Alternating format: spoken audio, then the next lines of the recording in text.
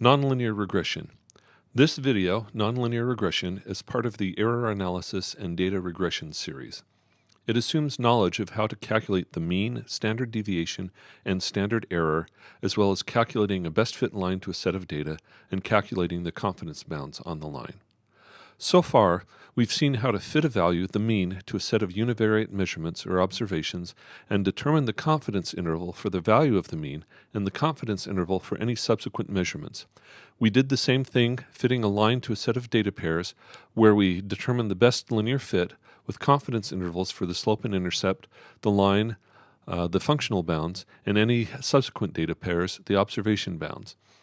These two tools, along with error propagation, will work well for a lot of cases, but there are times that you need to fit parameters of nonlinear functions to data sets. For example, a polynomial to a set of data. There are two classes of functions where you are fitting coefficients to nonlinear functions. The first is functions that depend linearly on the coefficients, even if the function is nonlinear. For example, polynomials, which can be written as y equals the sum of a sub n times x to the n, for n ranging from 0 to the polynomial degree. Even though each term after the zeroth and first is a nonlinear function of the independent variable, the function is still a linear function of each coefficient. Two other examples are Fourier series and a composite of several unrelated functions.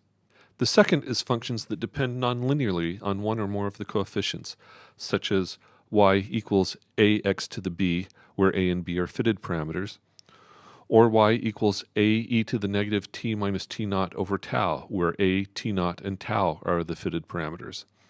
If you're writing your own fitting routines, which I don't recommend unless the thought of Hessians, Jacobians, and singular values excites you, the first class is much easier to fit than the second class. We will focus on using spreadsheets or the curve fitting toolbox in MATLAB to do the fitting for us, so the ease of fitting of the two classes is a relatively minor concern. The fitters we will use minimize the sum of the square of the residuals by varying the value of the fitting parameters.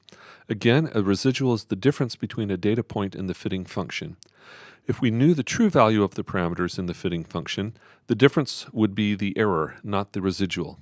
In equation form, for a data set x1, y1 through xn, yn, we choose a fitting function such that y equals f of x and a set of fitting parameters, and calculate the residual sub I, which equals y sub I minus f of x sub I, and the fitting parameters. We then square the residuals and sum them, and find some technique to minimize the sum by varying the parameters.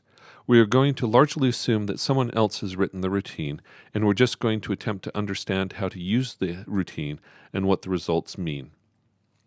The principal fitter we will use in MATLAB is fit. There is a routine called polyfit, but it isn't as useful for plotting the confidence bounds.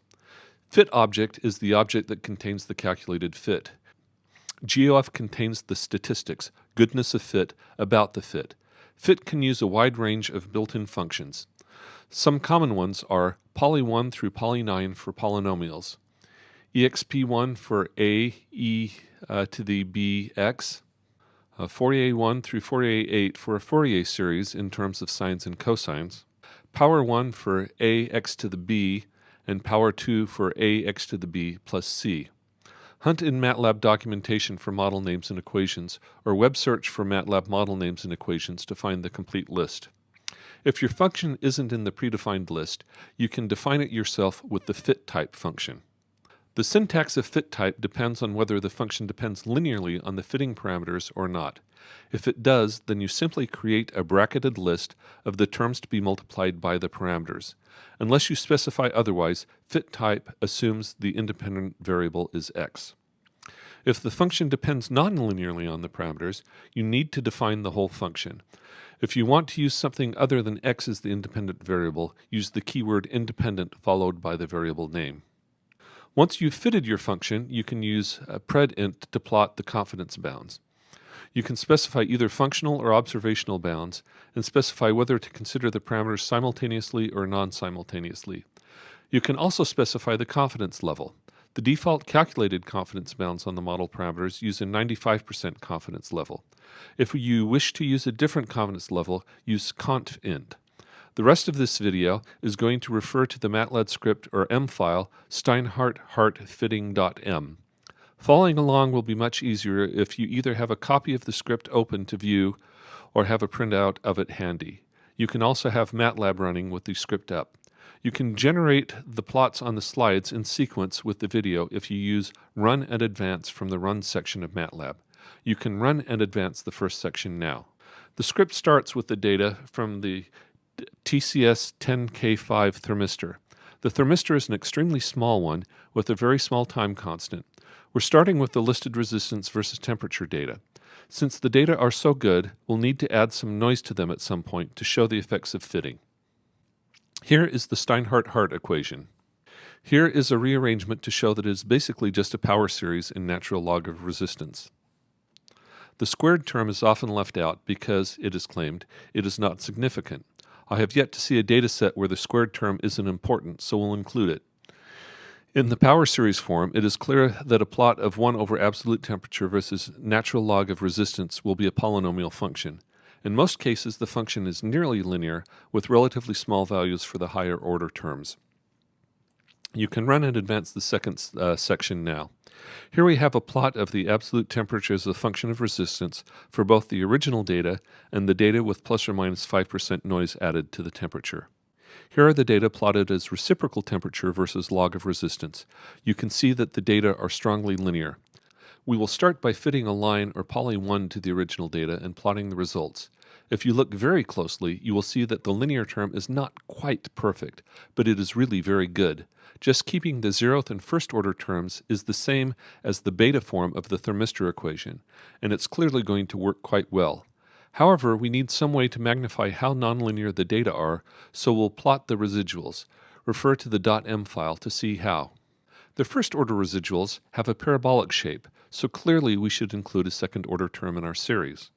When we do, and then plot the residuals, we see that there is clearly a third order term involved, so we'll need to include a cubic term.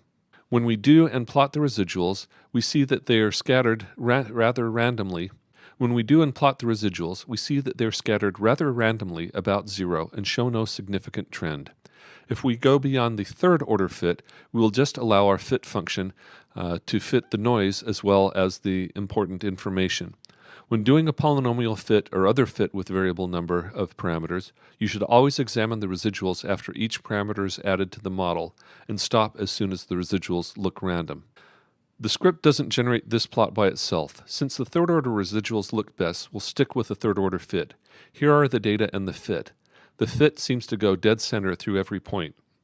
The MATLAB output has the confidence intervals on the fit at 95% confidence.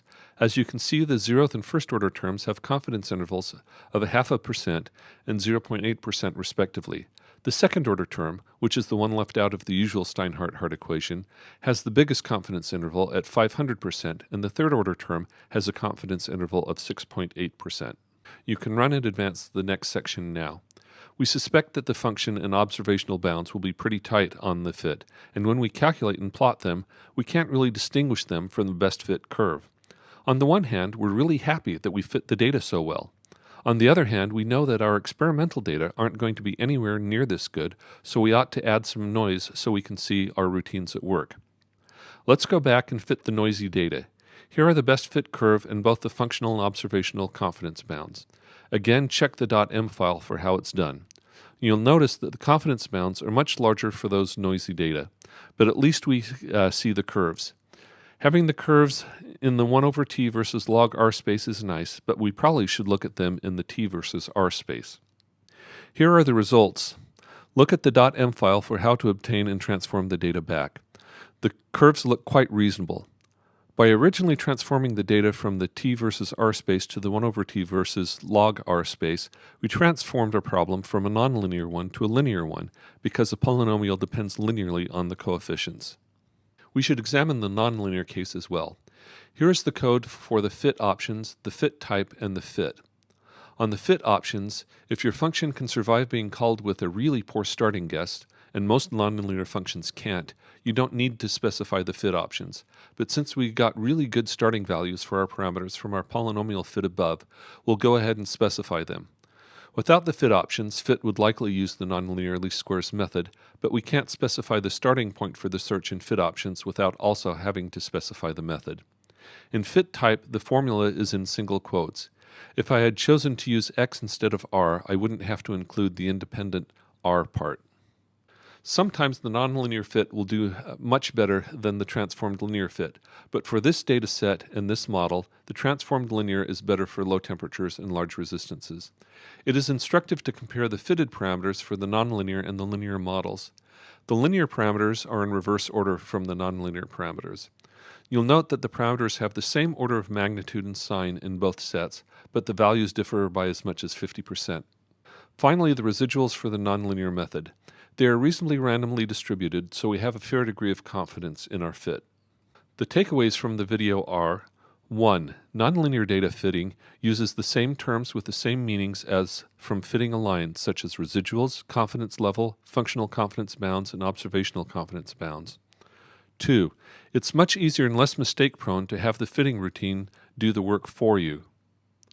3. If you have to choose from competing models, choose the one that has the fewest parameters that gives you a residual plot that looks random. 4.